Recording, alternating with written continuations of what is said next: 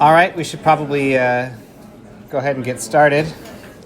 Quite a bit of ground to cover today, but we will start with a review of the previous lecture. I find that's helpful in just sort of reinforcing key terms and in getting us in the right mindset to kind of pick up where we left off. So if you're just joining us, if you go to joinmyquiz.com and enter the code 658290, we'll just do this sort of gamified quiz. Currently no prizes, although I may work on that in the future. So, let's give you a minute to... I like the music, how about that? So dramatic.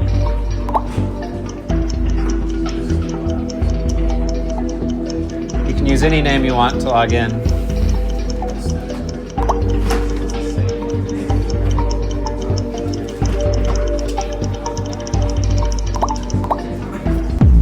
All right, anaphase was the correct answer there. Let's do the next one.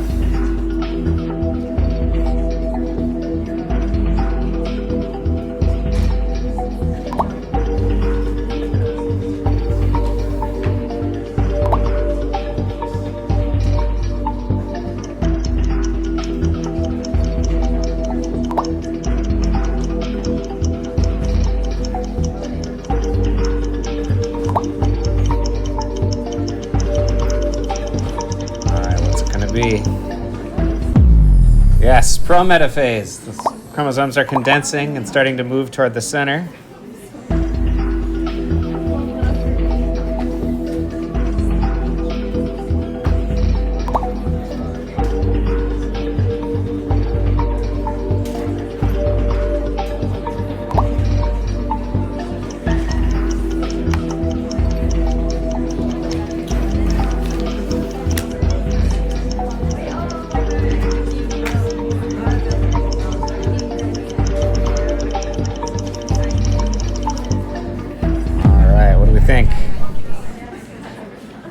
Metaphase, that's right. That's where the chromosomes line up in the center. Yes? What do you want? The code is 658290. If you don't log in time, this isn't for any points. So, where are sister chromatids not separated during a cell division?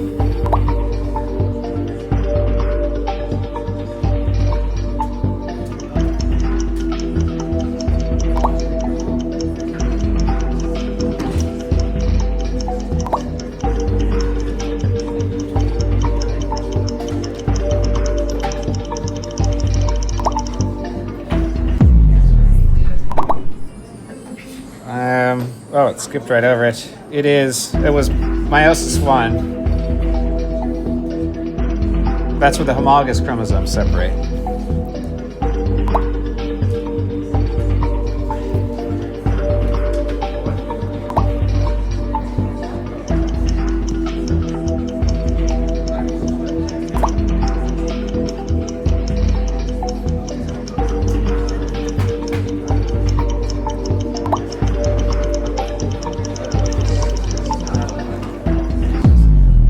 All right. Oh, it is not chiasma.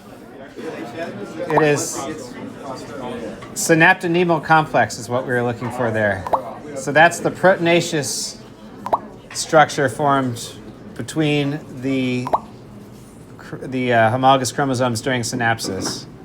The chiasma is the site of recombination where that X shape occurs, but the proteinaceous complex, the structure, is the synaptonemal complex.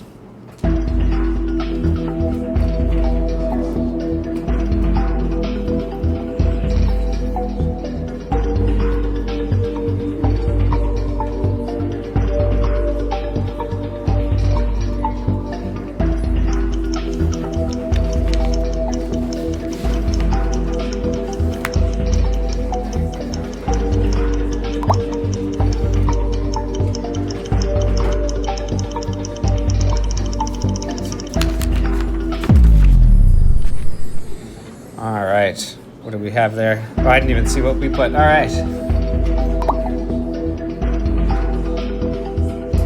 And remember, it's 3 polar bodies, not 2.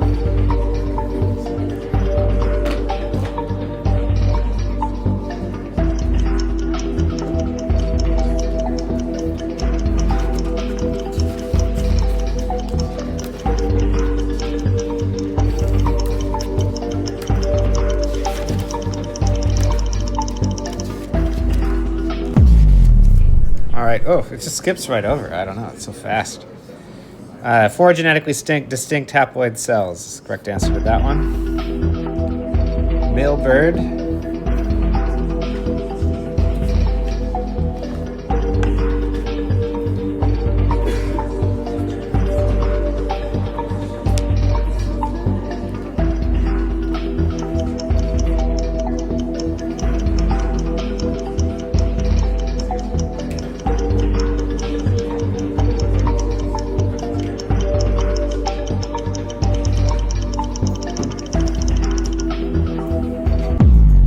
All right, it's ZZ is the correct answer.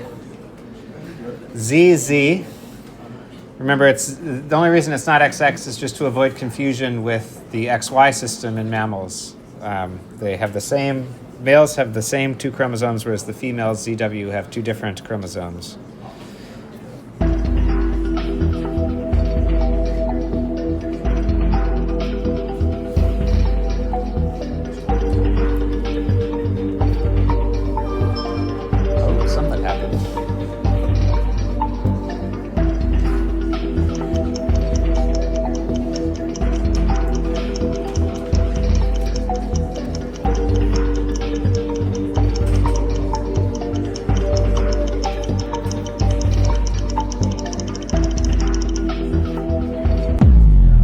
All right, prophase 1, that is correct. And last question. Green arrows. Colorblind. These are green arrows.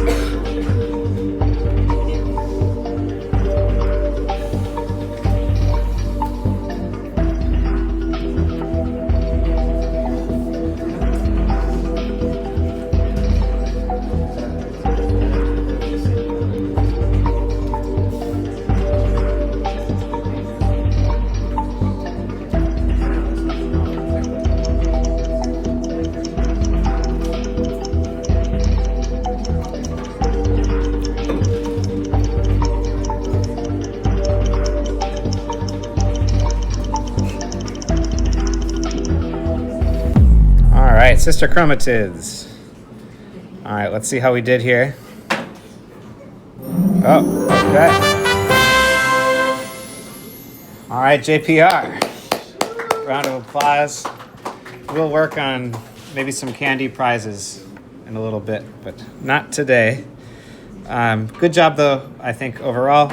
I think these are helpful in just kind of refreshing what we talked about and in reinforcing things that might be confusing. I was asked to advertise for a meeting. I don't know anything about it, but it's for this pre-health society. Many of you are pre-health. Many of you may find whatever this is to be quite valuable. Looks like there's a guest speaker who is a nurse. In general, if anyone wants to advertise various student events, I can help do that through the class. So I encourage you to check this out. This, by the way, is tonight at 6 p.m. So coming in quick. Okay. So today we are going to go from chromosomes back to inheritance patterns, and we'll hopefully tie in some of what we talked about with the chromosomes last time with what Mendel was seeing in his pea experiments. We'll do a brief history of genetics. Very fascinating and deep history there. We're just going to barely touch the surface. We'll talk about Mendel's now famous pea experiments. We'll then talk about how we can keep track of crosses across generations and use that to infer things like dominant recessive relationships using Punnett squares and pedigrees. And then we'll finally go over some really basic statistics and genetics at the end, which we will pick up again next time when we talk about chi-squared and other tests. So my objectives for today's lecture, that you're able to identify key genetic definitions like dominant versus recessive, genotype and phenotype, gene allele, law of segregation and independent assortment, true breeding, homozygous and heterozygous, that you can use Punnett squares to predict the outcomes of 1 and 2 trait crosses, or to use cross outcomes to determine specific genetic characteristics like identifying if something is dominant or recessive, to be able to infer patterns of inheritance from pedigrees, and to be able to calculate the probability of specific genetic inheritance patterns given a set of data. Much of what we talk about today is going to be review for many of you, especially if you took intro bio here at U of H. And many of you have covered some of this in high school as well. So if you have any questions, let me know. But I assume you have some amount of background knowledge as we go through today's lecture. So let's start with a little bit of a brief history of genetics. Brief because people have been thinking about genetics and inheritance for millennia. So you can find writings from Aristotle and the ancient Greeks talking about the fact that parents tend to have children that have features that they have, and those children have feature that their parents have, et cetera, right, down the line, right? This idea of like begets like, right? Tall people often have tall children, sometimes you have your dad's nose or your mom's hair or whatever it is, right? That did not escape notice of many people throughout history.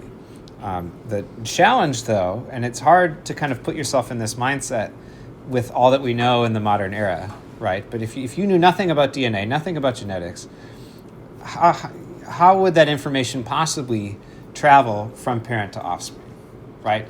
Purple flower plant having purple flowered offspring. What is that information content that is going from parent to offspring, right? It was for a very long time a real major challenge in biology. There are a lot of ideas in terms of how this could occur, none of which we'll go into in any depth because it doesn't really make sense to at this stage in history. One of them was pangenesis. It was known that there are certain parts of your body that contribute to reproduction, like sperm and egg. And one idea was that this idea of pangenesis, that the sperm in particular travels throughout the body, acquiring knowledge from the rest of the body in terms of straight versus curly hair or different, and then taking that back to the germ line and then giving it to the next generation, right? So it's sort of this acquired essence that these cells are picking up as they're talking to the rest of the body, and they're using that information, whatever form that may be, to give traits to the next generation. There was also this very common idea, which I think as we talk later about complex traits, will really, in some ways, make sense. But for the basic of Mendelian genetics, this is not correct. There's this idea of blending hypothesis, right? You never look exactly like your parents, right? You kind of look like a fusion of both of your parents, right? Certain aspects of your traits and your personality often are a mixture, right? And so the idea was that when individuals reproduce, that the offspring are just blending their traits. So basically averaging the traits across that generation. Right? So if you had a purple flower, or if you had a red flower and a white flower, you would have pink flowers in the offspring. That's kind of the idea of the blending hypothesis. But it really wasn't until Mendel came along that this particulate theory of heredity comes into focus. And Mendel, we're talking again about things the ancient Greeks are thinking about. Mendel didn't come onto the scene until around 1822 to 1884. That's when Mendel was active. And Mendel is a monk working in a monastery doing a ridiculous number of P crosses, and we're going to get into why P's in a minute. Mendel actually started with mice, and the monastery didn't much care for that, and also had been communicating with colleagues who were scientists elsewhere, and they were encouraging him not to look at peas because it's boring. Look at hawksweed and these other plants that have really crazy genetics. And fortunately, I think he did try it, but fortunately he had done the P work, because the P work actually turned out to be particularly insightful for what he was up to. The life history of Mendel is pretty interesting. He was a high school teacher. He wanted to be a high school teacher. And at that time, to become a high school teacher, you had to pass a rigorous exam. He went to take said exam and failed horribly, did particularly poor in science. Then took some time off, studied, went back to take the exam, failed it a second time. So remember that when you do our exams 1 and 2, that Mendel would have failed them too, probably. So Mendel, not a good test taker, but very good note taker and very meticulous in his accounting. And he, using a small plot of land in a greenhouse not too far on the monastery property, did a really, really large-scale study of inheritance. We'll talk about P's and why those in a minute, but while we're just talking about Mendel, he publishes his work in an article entitled Experiments on Plant Hybrids, which reads as exciting as it sounds. I actually put a copy of this, a translation, on our Canvas page if any of you are looking for some light bedtime reading. This paper, with its unassuming title, which is basically the founding of modern genetics, this paper was cited about, I think, 2 times in the first 34 years it was published, right? So this thing gets published, nothing comes of it, and Mendel dies, right? So Mendel knows nothing of the success that ultimately came of his basic founding of genetics. It was rediscovered by 2 separate scientists who had independently done Mendel's experiments and come to similar conclusions, one of which then found Mendel and tried to sweep it under the rug as if it never happened. The other gave Mendel credit for having done it first, both very disappointed, by the way, that Mendel had done it first. And then the one that swept it under the rug subsequently got in trouble for ignoring Mendel. A lot of drama. There's a lot of interesting things going on in Mendel's life. So if you look up various biographies and histories of genetics, it's a pretty interesting topic. Another thing, maybe sort of alluding to the fact that this is not the most engaging read, Charles Darwin and his theory of natural selection, one of the main critiques against it is it required inheritance of traits from between generations. And Darwin had no idea how genetics worked, right? And so he couldn't explain really the key thing that's happening in his theory of natural selection, which is that traits get passed generation to generation.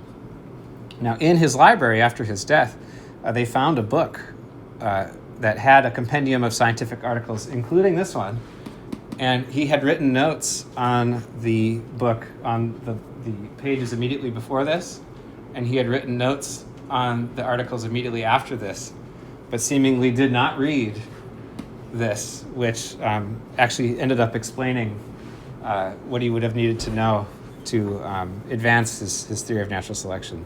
So again, really interesting stuff happening here across the history of genetics, including just the story of how this material even made it to become sort of public knowledge almost at this point.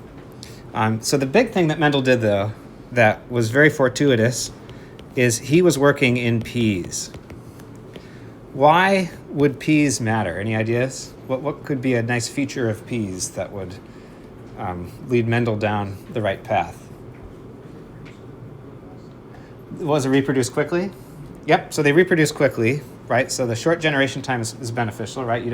There are organisms that have really long generation times, and no one wants to count peas for 30 years. Any other? They have variations. Yes, they have variations. So there's several varieties.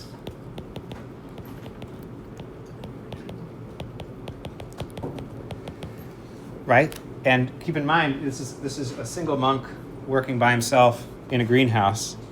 So, the traits that he's measuring have to be really conspicuous and obvious, right? Purple flowers versus white flowers, smooth versus wrinkled peas, yellow versus green pea color, tall versus short plants, like things that you can just look at and score, right? And he is counting thousands and thousands of plants.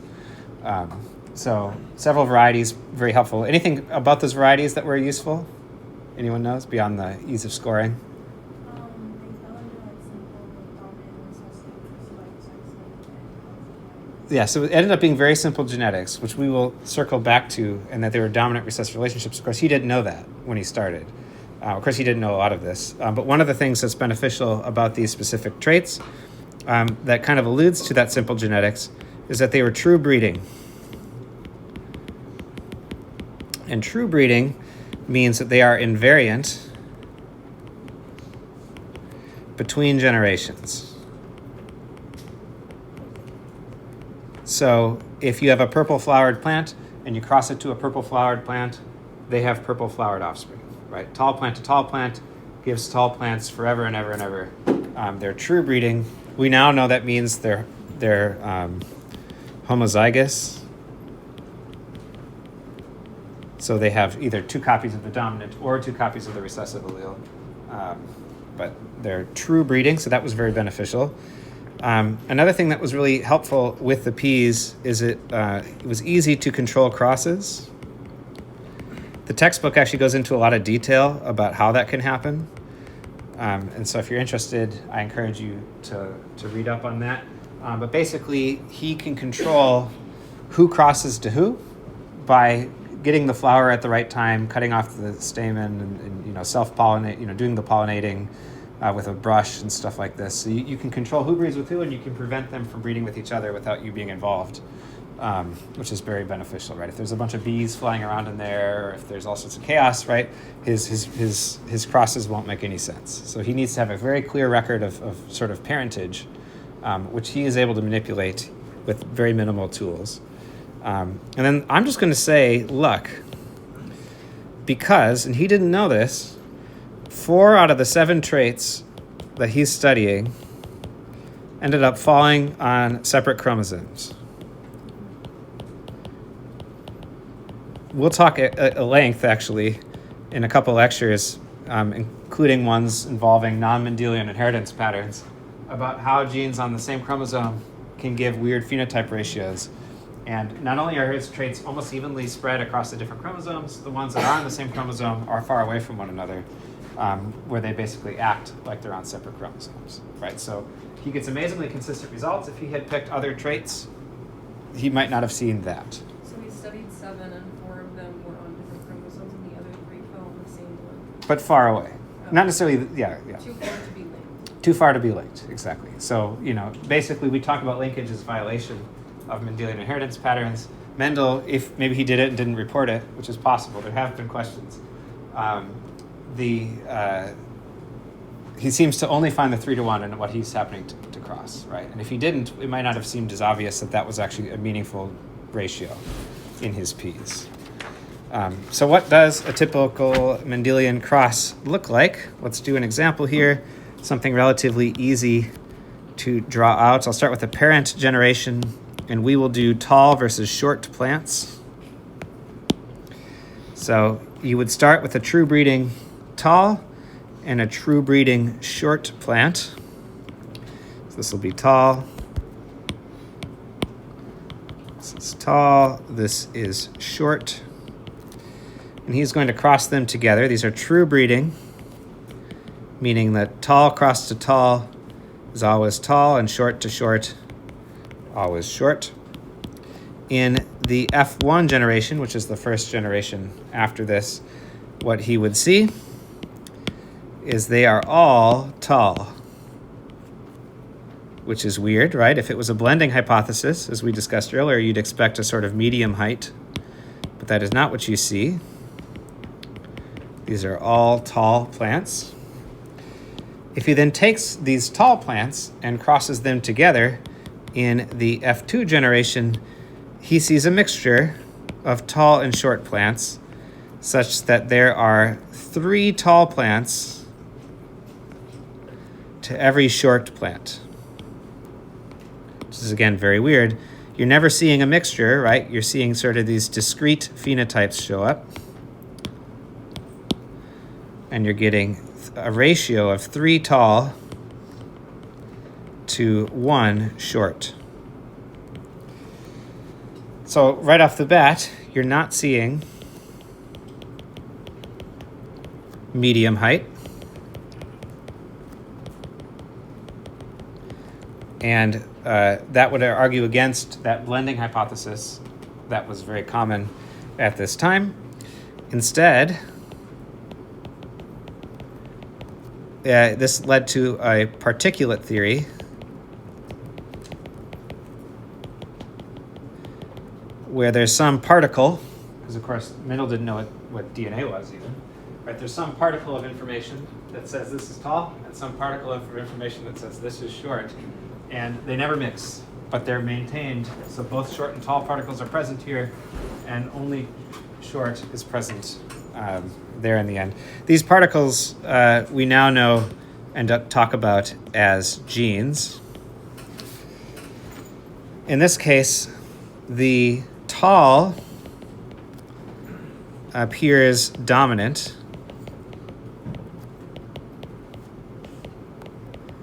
in that if you have a tall particle and a short particle, you only see the tall particle. And the short is recessive, which is basically masked by dominant. You don't see the effect of the short particle or gene, in this case allele, because you only see the dominant one.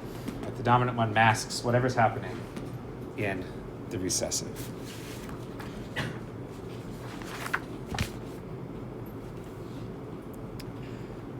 So Mendel didn't just do this with tall or short, right? He did it with a number of different traits. This is the actual data. People have subsequently tried to repeat this and not gotten as ideal of ratios as Mendel got, raising some questions. But nonetheless, through meticulous counting, every time in every trait, green versus yellow pods, right, axial versus terminal flowers, doesn't seem to matter what it was. There was always one of them being dominant, and that was the only one present in that first generation. If you then crossed that first generation, it was pretty much always a 3-to-1 ratio of the dominant to the recessive trait, right? And, you do this once or twice, and it just is what it is. You do this 7 times, and it seems like you're stumbling upon something bigger and perhaps more meaningful. Now, had he done this with mouse coat color or with hawksweed, he would never have gotten those ratios because the genetics are just too complicated. Or people, right? Humans never see that. Almost very few things are actually Mendelian, as we'll talk about later on. But it took this insight to unravel how genetics is working, even if most of the time it behaves slightly differently. So there are a couple laws that come out of this work. One of them is the law of segregation.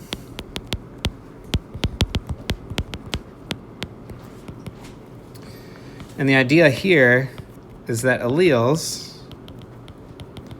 are randomly passed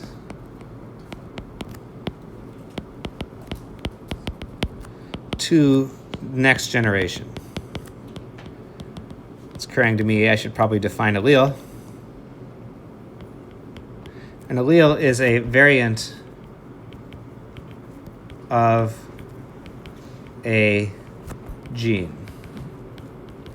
See, if you have a gene, and you have 2 copies of that gene, one from mom, one from dad, they're not 100% sequence identity. Usually there's mutations that distinguish those 2, some of which lead to tall versus short plants in this instance, right? Variants of a gene are alleles. Those alleles are randomly passed to the next generation, and this is ultimately due to the lineup of homologous chromosomes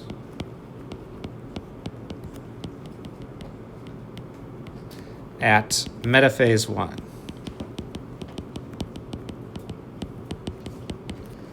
So if you recall, at metaphase 1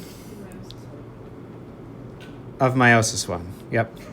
At metaphase 1, we have, let's say, the paternal copy of a chromosome and the maternal copy of the homologous pairs, they are lining up on opposite sides of the metaphase plate. So let's say the blue copy has the dominant T allele, and the red copy has the recessive T allele. Because they're lining up on opposite sides of that metaphase plate, they will find themselves going to different ultimate gametes, right? These are going to divide ultimately in metaphase, or in meiosis 2, into gametes that only have the blue T allele, and these gametes will only have the recessive T allele at the end of meiosis. But note, you don't ever see more than one T allele in that gamete, right? You're getting either the dominant T or the recessive T, and it just depends on which side of the metaphase plate that those gametes ultimately acquired their chromosomes from. So the main thing with law of segregation, each gamete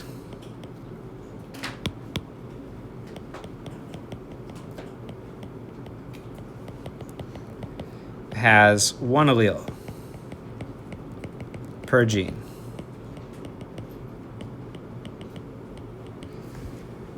Let's see what that looks like and how we can use that in the form of Punnett squares.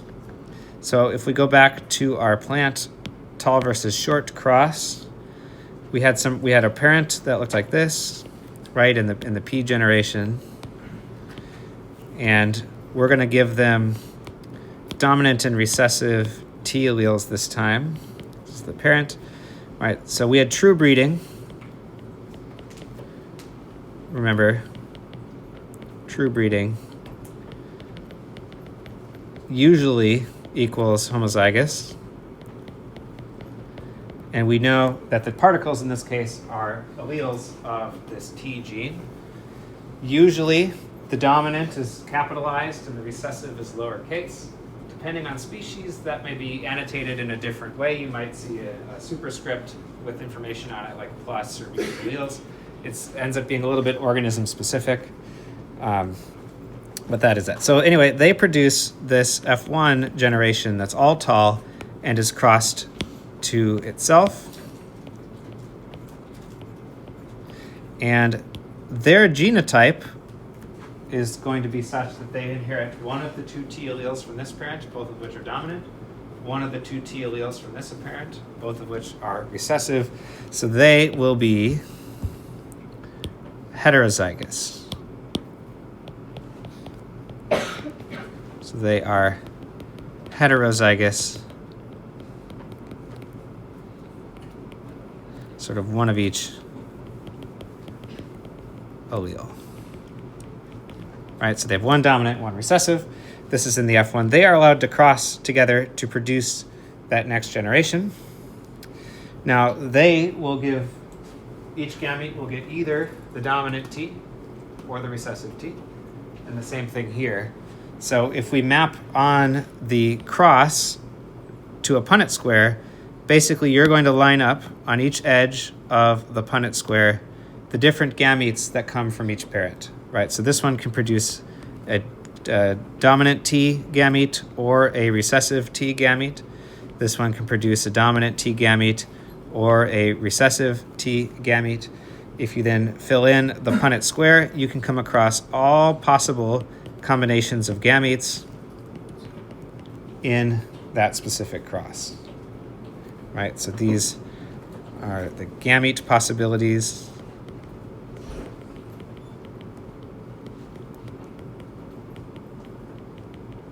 These, whatever. This is the Punnett square.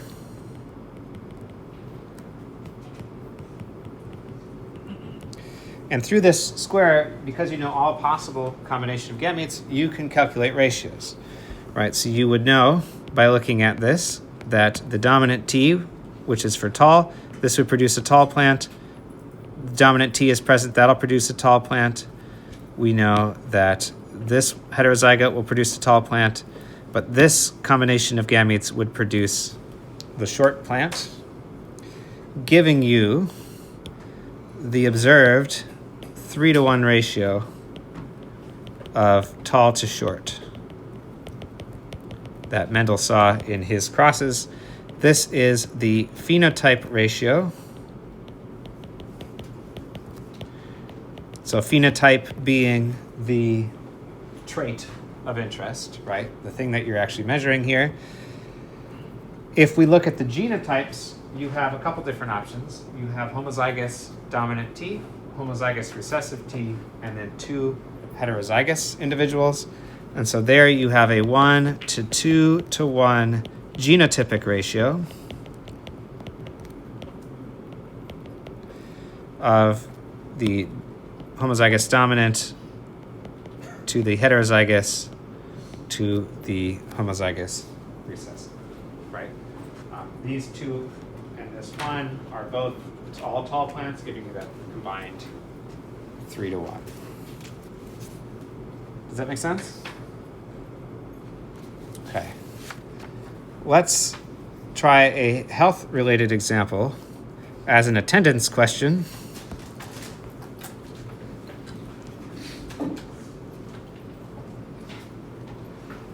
This will be session ID 762445, 762445, 762445.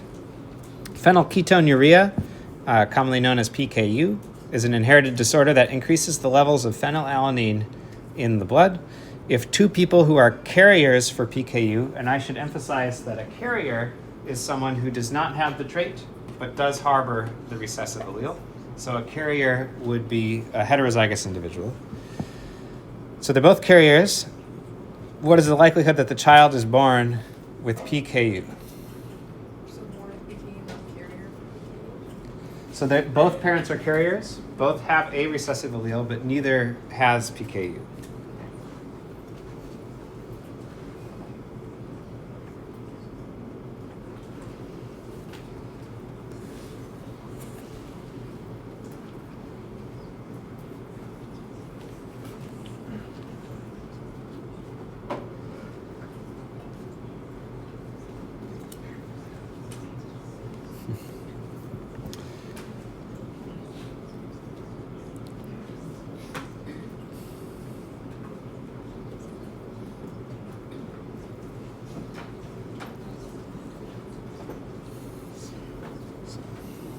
Give you another 15 seconds. Any answer will do here as far as attendance is concerned.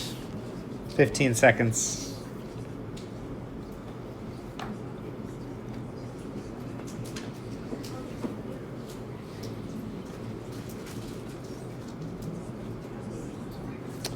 All right, I'm going to call it for the 4 of you that have not entered something yet. All right, there we go.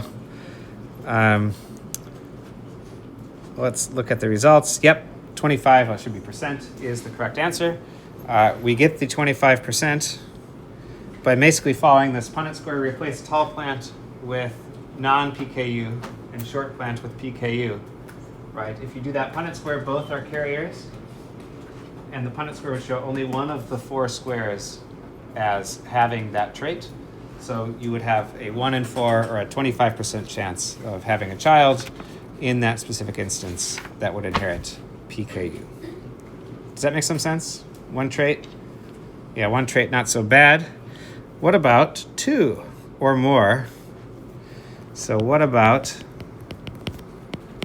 So in this class, we will only do 2 traits, though the textbook does detail ways you could do this with more than 2 traits, just for your information.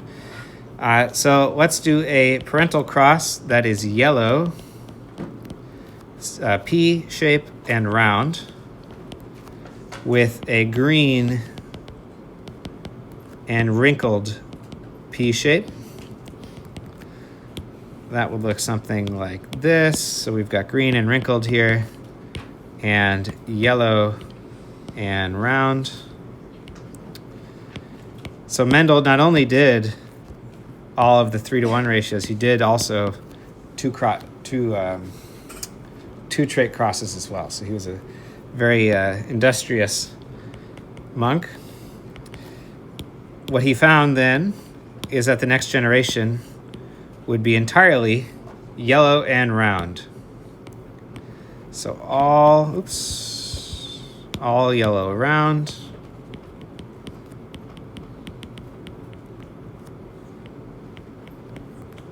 Which is telling us right away that yellow and round are dominant to green and wrinkled. So far, not too different than the one trait cross.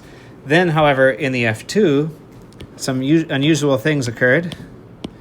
We would have a collection of round and yellow, and we would have a collection of green and wrinkled, which we would expect.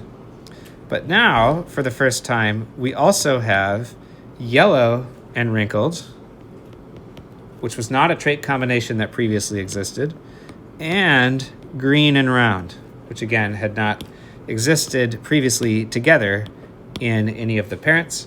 And they came at this ratio of 9 yellow round to 3 yellow wrinkled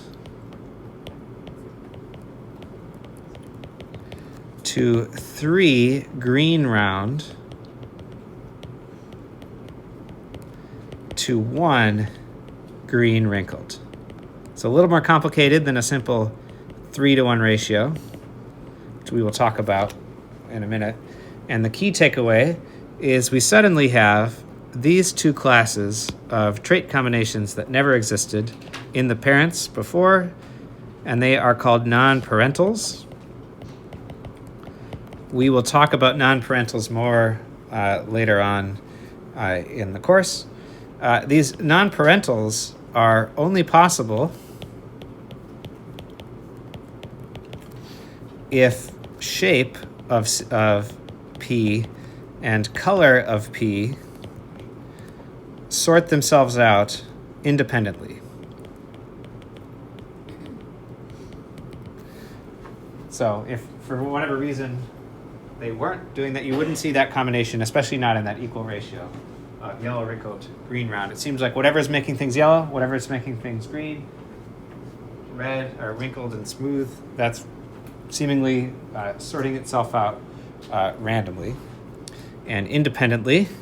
And that is the basis of the law of independent assortment.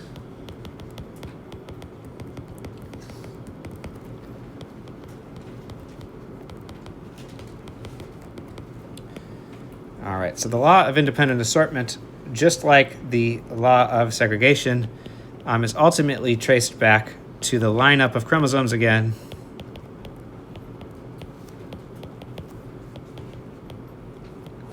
At metaphase 1.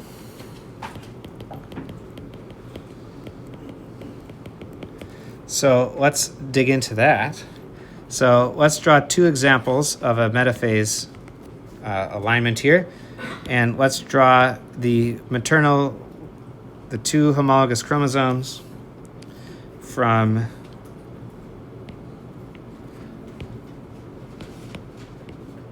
one of the traits. And let's go ahead and put some alleles on there. So if we go back to this parent up here, yellow and round are dominant. They existed together in that parent.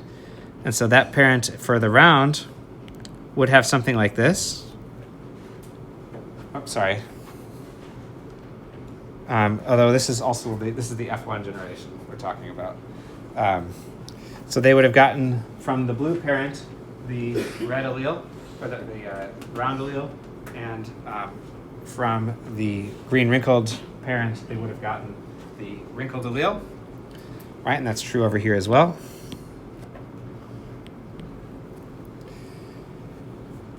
Now, this is on one chromosome. We'll just call it chromosome 1.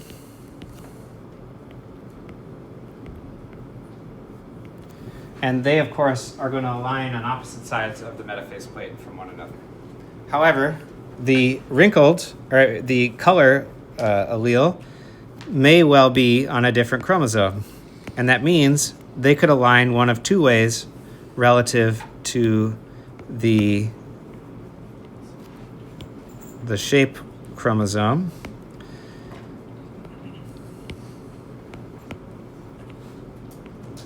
You could have it such that the dominant round, or the dominant yellow and the recessive green line up like this, right? So this is chromosome 1. Let's just call this chromosome 2.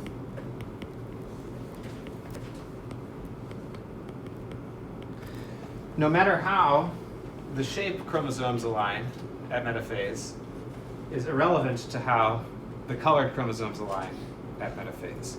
So if they align like this, you would have these gamete possibilities. You would have the dominant R and the dominant Y together, or you would have the recessive R and the recessive Y together, which is just what we saw in the parental generation, right?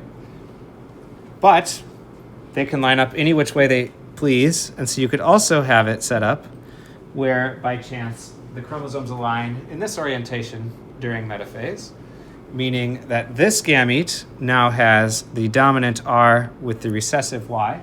So you're mixing the parental blue and the parental red chromosomes together here. Or you could have this combination with the recessive R and the dominant Y, right? These are your non-parentals, right? These are very similar to what you saw in the parental generation. And the order in which that they align during meiosis determines what the gamete combination of alleles are.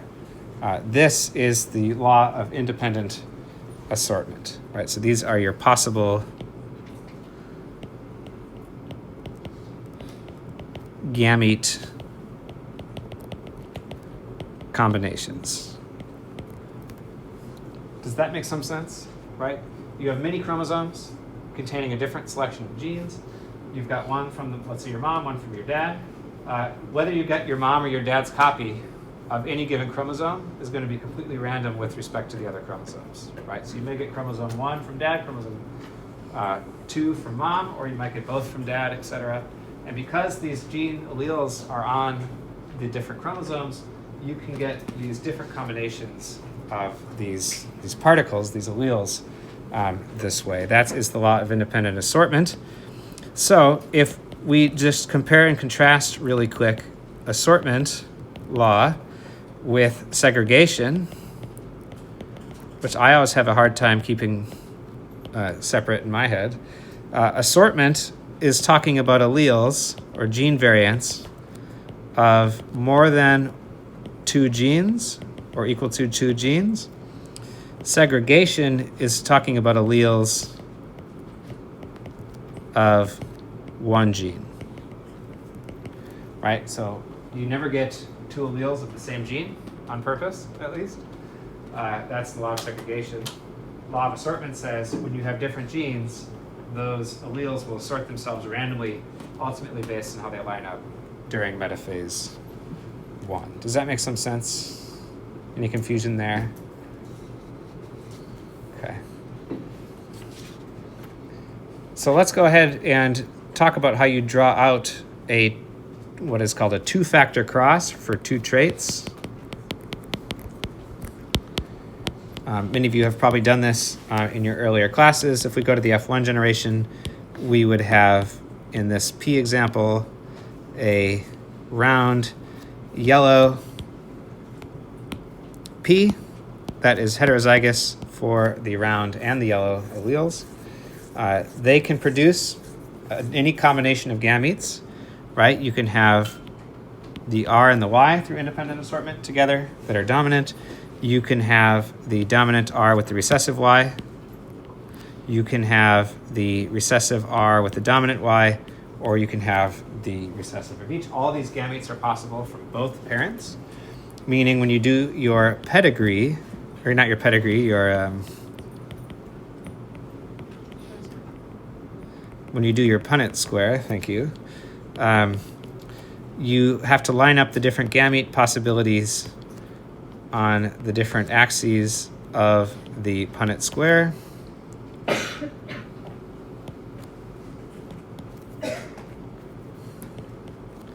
Giving you this lovely 16 square Punnett square of possibilities, where if you then fill in the different combinations of the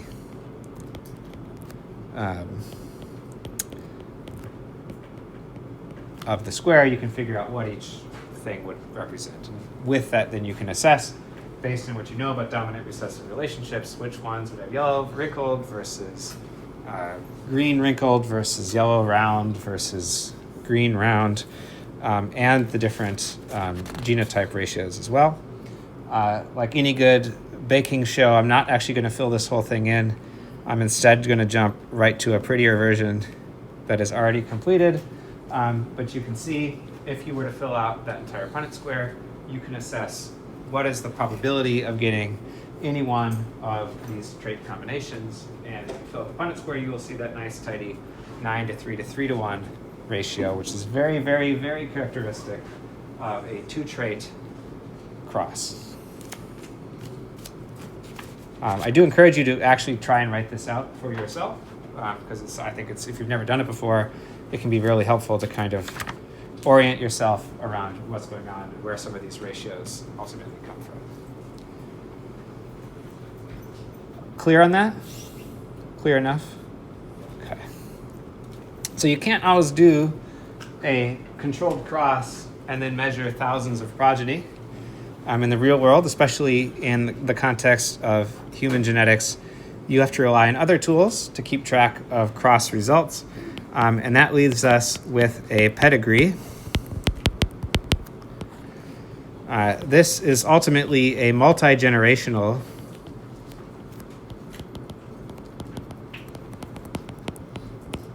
analysis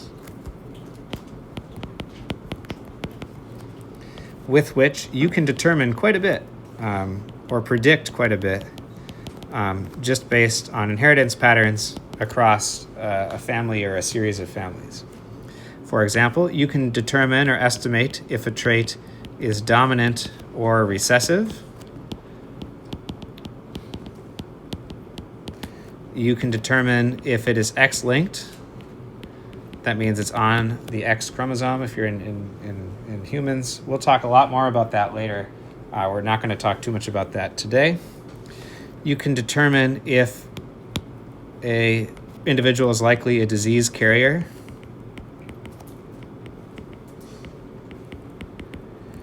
You can also estimate overall inheritance probabilities, so that you might know you have a certain percentage chance of inheriting something like muscular dystrophy, or you might know from a pattern that something like muscular dystrophy is an X-linked disorder. So a lot you can learn from pedigrees. There's a lot of challenges in pedigrees, which we'll talk about in a minute. Most of all, it's a good way of keeping track of data in the limited forms that it tends to come in the real world. So a typical pedigree is a series of circles and squares. This would represent two individuals that happen to have children together. We'll call these the parents. Let's say they have 3 kids. There's another series of circles and squares representing the children that they have. And then one of them starts their own family, has 2 children, right? These would be grandchildren. Usually we keep track of who's who in terms of generations. Usually there's some sort of row-based numbering system, and then individuals often get their own number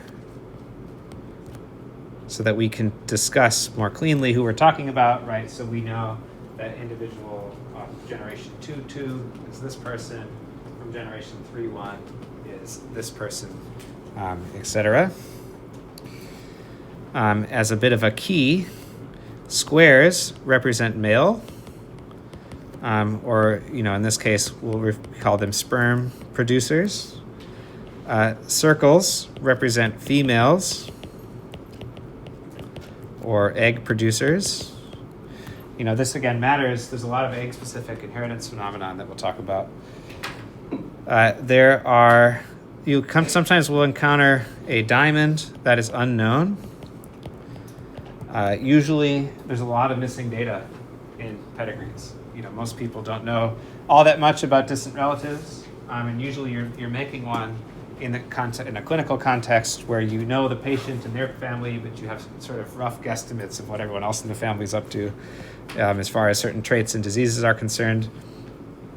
Shaded, circles and squares. If it's shaded, that means they are affected, which is such a strong word, honestly, because this could be like hair color or something, right? But, they're affected with blue eyes or something. If it's a half shade, the half shade usually means that they are known carriers. You will probably never see that in any of our genetics questions, at least, because it's rare that people know they're carriers. So pretty basic lay of the land. Now pedigrees, one of the problems with pedigrees is, again, you don't usually have 1,000 children with which you can get really granular and definitive answers to questions like dominant, recessive, and other things. But there are certain motifs that can clue you in to being it likely one type of inheritance pattern or another. And so we are going to go through some example sort of pedigree motifs to look out for when approaching a pedigree problem. So let's say you have 2 unaffected parents and they have 1 affected child, or any affected children for that matter. Right, remember these are parents. These are their kids. Mammal bias continuing to seep in. So we have 2 unaffected parents having an affected child. This is almost always recessive. We'll talk about penetrance in some areas where that might not be true, but if you ever see this type of pattern, it's usually recessive. Because if it was dominant, they have to get that dominant allele somewhere, and so they would have had to have gotten it from one of their parents. And that parent was not affected with the trait, right? So in this specific example, you could assume, and it's helpful when approaching these problems to just put out possible genotypes on the tree. We're assuming that this is sort of the situation. We have that pedigree where we have, right, there's a potential to form affected children without the parents being affected, right? So let's do another example where we have 2 affected parents and they are going to have all affected children. Okay, so 2 affected parents.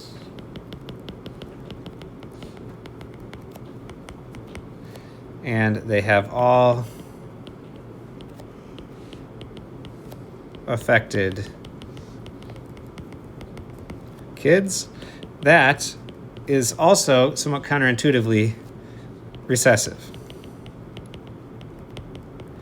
Now, yes, technically, these could be homozygous for the dominant allele, both of them, and all of their kids would have this pattern too. But they could also be a situation where they are heterozygous, right? And they would still have the trait because it's a dominant trait in this specific example, but they would also have recessive children, right, with the pedigree. They'd also still produce that. So if these are affected and this is a dominant trait, then it's possible that they're heterozygotes. You don't know. And it's possible then that they could produce an unaffected child, right? But if they're recessive, the only thing they can produce is recessive offspring. Does that make sense? So recessive can only do this. Dominant could do this, but can also do that. Okay. Yes? On the test, would you kind of like clarify what it is? Yeah, most likely we'd say another keyword like it's rare or something, which makes unlikely that they're both, homozygous dominant for something. But it's a little bit, you kind of have to vibe it up. So, I mean, it could be like the fourth kid that they didn't have. could be, yes. And so that's the inherent problem with pedigrees is you have very limited information. So ideally, an exam question, for example, and one we'll have multiple instances with which you can kind of draw the independent conclusion.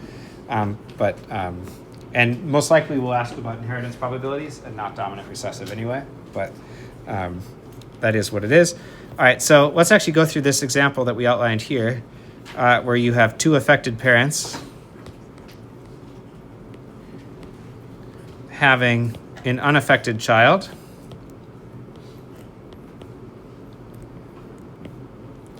Right, so two affected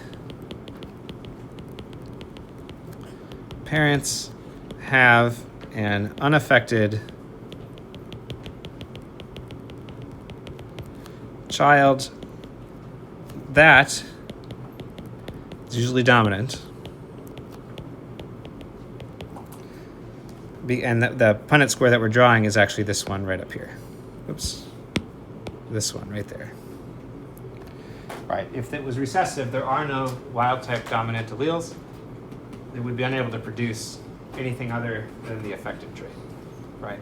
But if they're dominant, again, they'd most likely have, they're heterozygous and they have a recessive allele, so they can still produce potentially an unaffected child. Should we try an example? Actually, two, one of which is for extra credit. But not both, sadly. So that will be here. All right. So this is going to be session ID 698711, 698711, 698711.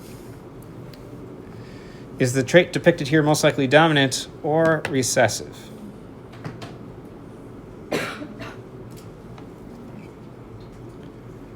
And you can often make a case for either one, but one of them more likely than the other.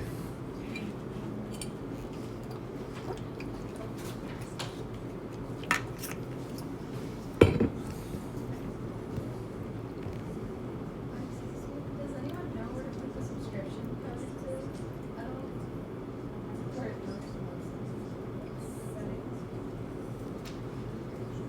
goes. Yeah, the ID itself is 698711. So this one is actually for no points whatsoever, but the next question is worth extra credit.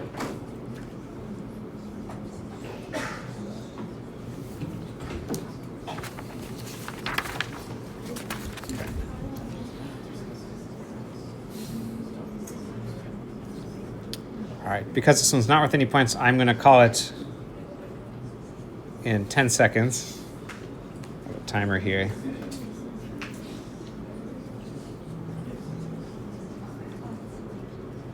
Okay, so let's call this one right now. Anyone want to put an answer forth?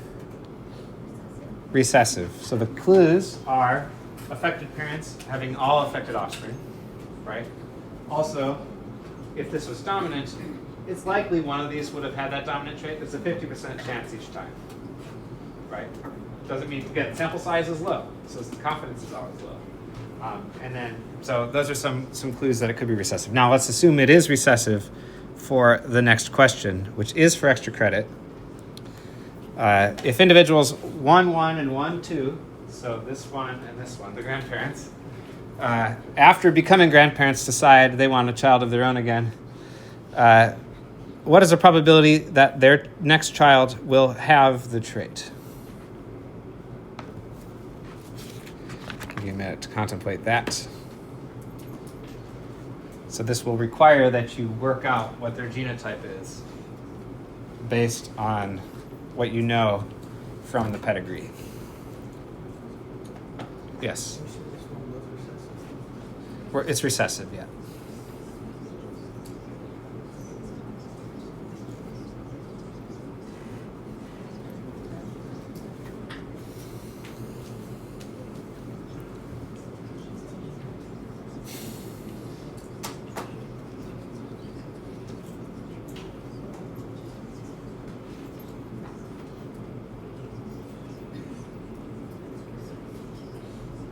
And we have one more topic to cover after this, although it's relatively short. So we'll just do another 20 seconds to put an answer in.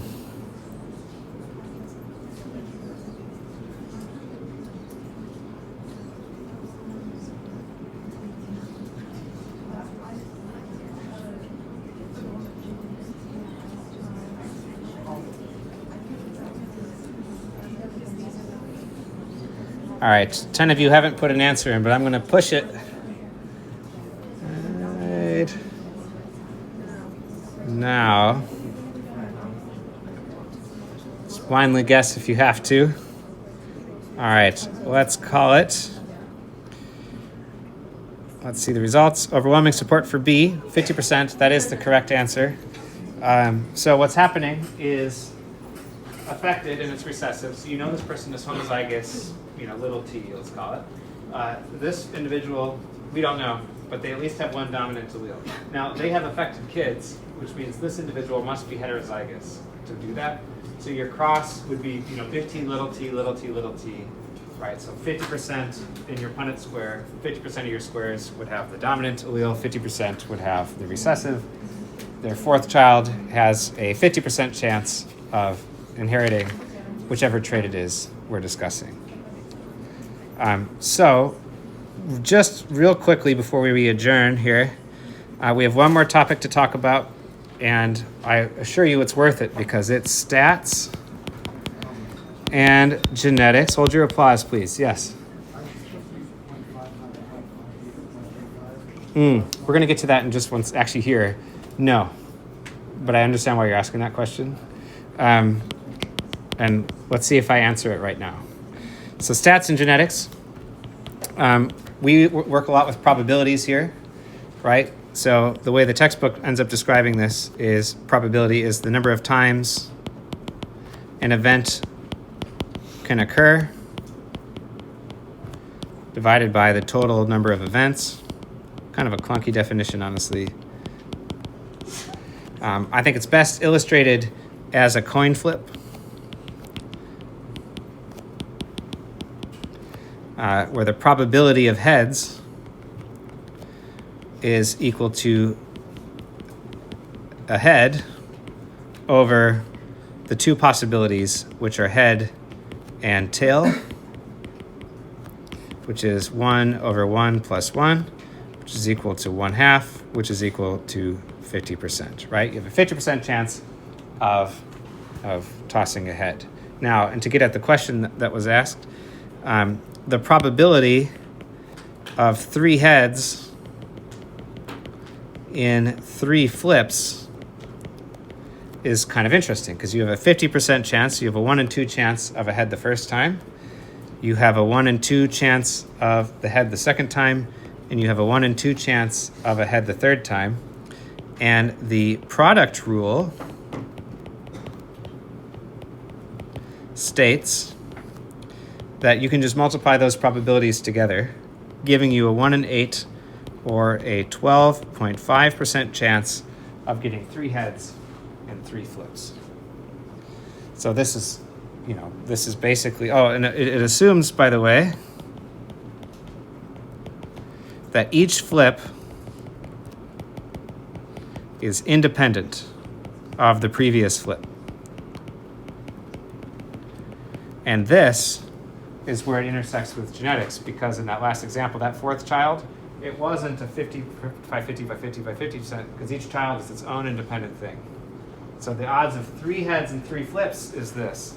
The odds of the next one being a head is still 50%. Does that make sense? So each event is completely independent. Now, in the context of genetics,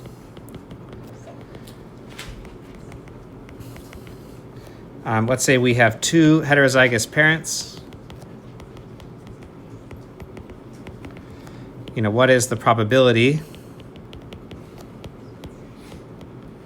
First 3 kids inherit a recessive trait. Recall that our cross probably looks a little something like this. So the Punnett square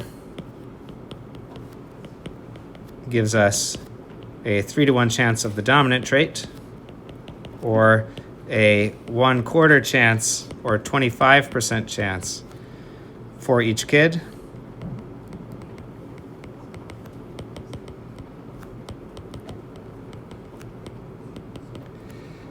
So if they have 3 kids, what's the probability they're all recessive? That's 1/4 times 1/4 times 1/4, or 1 in 64, or 1.6%. Okay. So bonus question, what's the probability their next child is recessive? 1/4, 25%, right? Each child is an independent event. Now, this is if you don't care about the order. So the textbook actually talks about more mathematically complex equations you can do that are not the product rule. If it's like what are the first 5 are recessive and the next one is not recessive, that kind of thing, using things like binomial expansion. I end up not talking about it in part because it's really brutal to calculate in a calculator in an exam setting. But just know that there's nuance to this and that there are variants that where the order matters, and that the textbook covers some of that information if that is something you're interested in. We will stick to the product rule for this class, since I reason none of you will ever use the binomial expansion in your life. But I want you to know it exists, so it's out there. So that's all I have for today. We will pick up next time on chi-squared test, which was technically in this chapter, but we won't get to until next time.